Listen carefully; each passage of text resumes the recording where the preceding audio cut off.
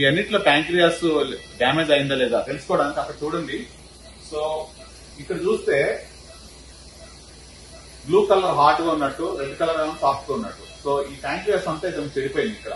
So దాన్ని elastography, US elastography అంటే ఒకసారి చూడండి. ఈ యొక్క స్కోప్ తోటి ఈ యొక్క పరికరాలు 3 స్టాక్స్ లాగా ఉన్నాయి. వీటితోటి ఎండాస్కోపిక్ అల్ట్రాసౌండ్ అంటారు అనమాట. దాంతో ఎంత స్టిక్ ఉందో లేదో కనుక్కోవచ్చు. ఇతను ప్యాంక్రియాస్ ఇటు పక్క మొత్తం అంతా అదో రకమైన కాల్తో తొక్కేసిన దాని లెక్క ఉంది. దాన్ని మెజర్ చేయడానికి ఇతను మోర్ దెన్ 50% మొత్తం పాడైపోయి ఉంది అక్కడ.